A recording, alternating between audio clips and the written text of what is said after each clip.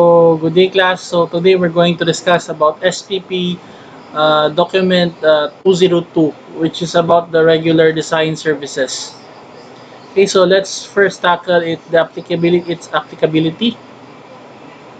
Okay, so in section 1.1.1, um, it means that the IRR specifically refer to the individual professional practice of the architect, which is a natural person, which may also apply to the architect's group practice when he is part of a juridical entity such as a DTI registered sole proprietorship or a SEC registered partnership or corporation. Okay? But it should be subject to compliance with RA 9266 or the Architecture Act of 2004. Okay? In 1.1.2, it states that foreign architects which offer services under the regular design services of architects should be compliant with all the provision with section 38 of RA 9266, wherein he is going to secure a permission or a temporary special permit from and a work permit from the Department of Labor and Employment, and must work in collaboration with the local counterpart architect who is also a registered and licensed architect under Philippine law. Okay? So, business process outsourcing and knowledge process sourcing firms which has been DTI or SEC registered in the Philippines, which provides services for foreign clients, are not authorized to provide architectural services for projects located on Philippine soil. So if it's a BPO or a KPO which offers architectural services overseas, they are not authorized to do projects here in Philippine soil unless they are PRC registered architectural firms which satisfies section 37 of RA 9266 and its IRR. Okay, so the architect's outputs described listed under this SPP may be expanded or increased depending on the requirements of the project of or the architect's experience, capabilities, and specializations.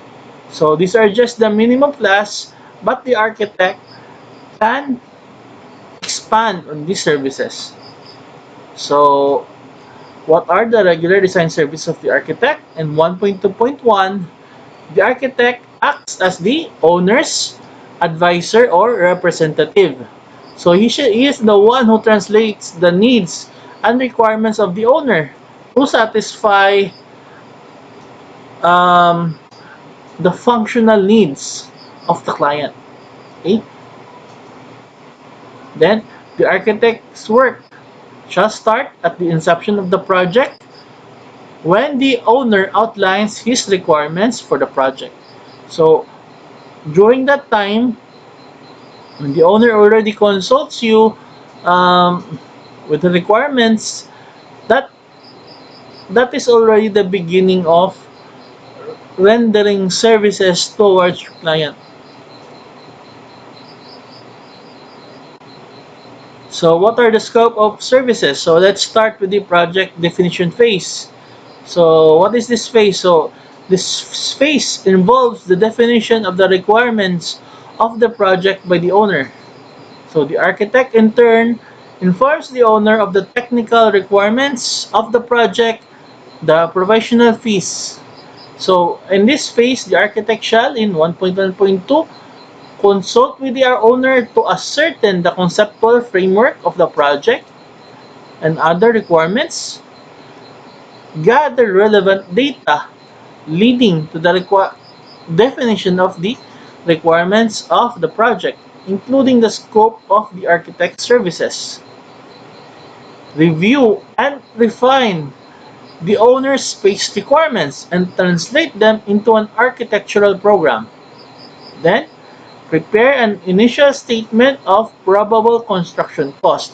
So when you say probable construction cost, it's not yet uh, the detailed cost of the building. It's just something's probable. So it could be a per square meter basis based on current market trends or through experience.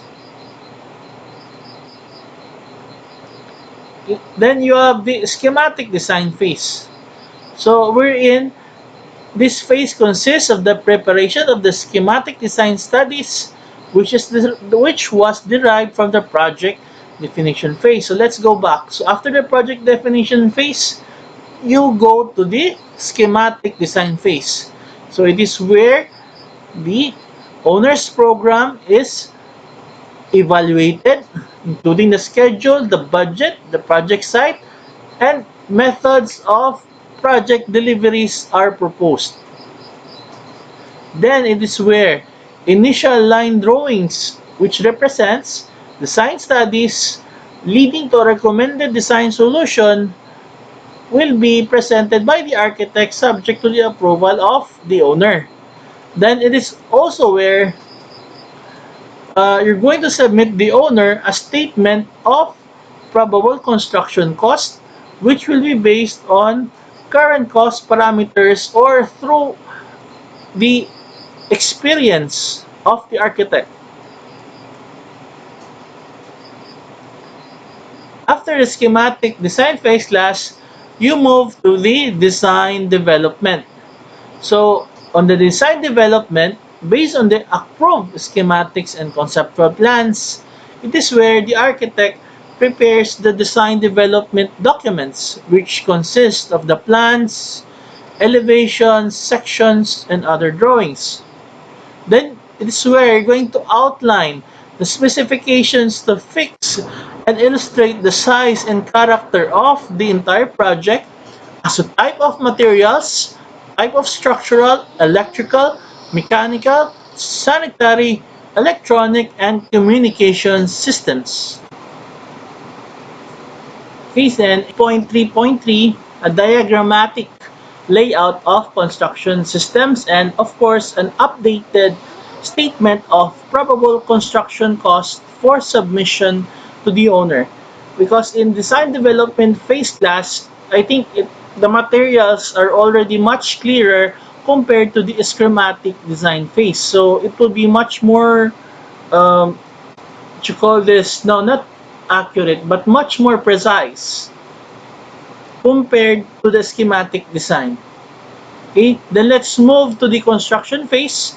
So, contract document phase, I'm sorry. So, based on the approved design development documents, so the architect prepares the complete contract documents consisting of detailed design and construction drawings, setting forth in detail the work required for the architectural, structural, electrical, plumbing, sanitary, mechanical, electronic, and communication works prepared by the architect and respective professionals involved. Then it is in the contract document phase where the technical specifications are prepared by the architect, which describes the type and quality of material, finishes, manner of construction, and the general conditions.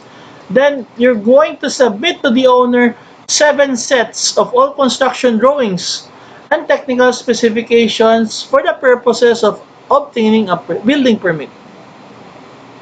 Then the SPCC or the uh, uh, estimated probable construction cost of the project will be updated based on changes in the scope, requirements, or market conditions. Then you're going to assist the owner in filing the required documents to secure approval of government authorities which has jurisdiction over the design of the project. So after the contract documents phase, you have the bidding or negotiation phase. So in this phase, the architect will prepare the bid documents such as the forms for contract letting, the documents for construction, the forms for invitation, and instruction to bidders, etc. Then you'll also assist the owner from the early stage of establishing a list of prospective contractors which will be awarded of the construction contract. Then for competitive bids or procurements, the architect furnishes complete sets of the bid documents for purposes of bidding in as many sets as may be required to conduct a successful bidding. The said documents are loaned to bidders at an amount sufficient to cover direct and indirect costs attendant to the preparation, packaging, reproduction, and delivery of the said documents. So in a competitive bids class, the bidders will buy the documents. Okay? However, it is important to note that the bid documents are the intellectual property of the architect and must be returned by all entities acquiring the bid documents. A bond may be required to assure the return of the bid documents. So, always remember class, in section 33, you're going to write this in your drawings that the architect retains the sole ownership and copyright to the documents.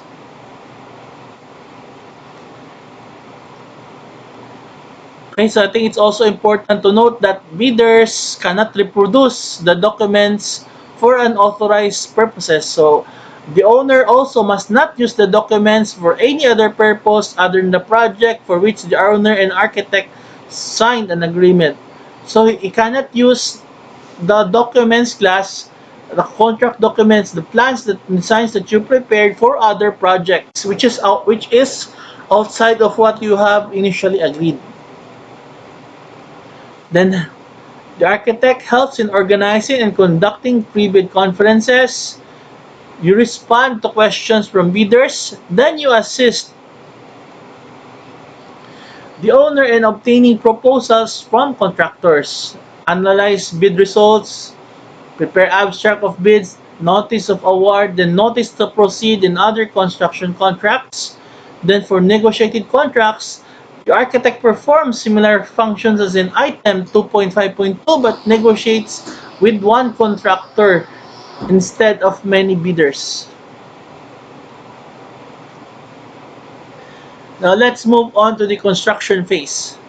So in the construction phase, the architect performs the following. First, he makes decisions on all claims of the owner and contractors on all matters relating to the execution and progress of work or the interpretation of the contract documents, prepare change orders, gathers and turns over the owner written guarantees required of the contractor and subcontractors, make periodic visits to the project site to familiarize himself with the general progress of work. Then, always remember class that the architect shall not be required to make exhaustive or continuous 8-hour on-site supervision to check on the quality of the work involved and shall not be held responsible for the contractor's failure to carry out the construction work in accordance with the contract documents. So during such project site visits, on the basis of his observations, he shall report to the client defects and deficiencies noted in the work of contractor and shall condemn work found failing to conform to the contract documents. Then the architect also determines the amount that is owed to the contractor and issues corresponding certificates for payment for such amount based on his observations and the contractor's applications for payment. Then, if should there be a case that there is more extensive or full-time 8-hour construction supervision will be required by the client, a separate full-time supervisor shall be hired and agreed upon by the owner and the architect subject to the conditions provided in the SPP document on full-time supervision. Okay. So now let's move into the manner for providing services. So class, there are two ways that the architect may enter into contract with the owner as the lead professional. First is with a single contract between the architect and the owner, and with the architect and the engineering allied professionals executing separate contracts with the owner. So, with in the first one class, the architect and the owner, there's only one contract, then the architect forms the contract with the other professionals. Then in the second form class, the owner makes separate contracts with all the professionals.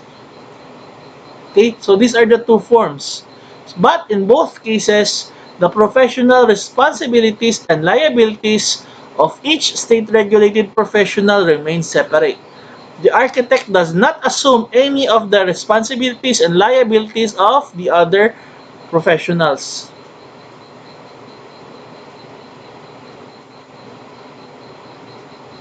Okay, so let's wrap up SPP document 202. Then let's discuss the project classifications next meeting. Because I feel that we should spend some time discussing those before we move into UEP document 203. Okay, so if you have any questions or clarifications, last, don't hesitate to send me an email or ask me directly in Facebook. So stay safe and see you next meeting. Our activity is posted in our group page in Facebook. Okay, so see you next meeting.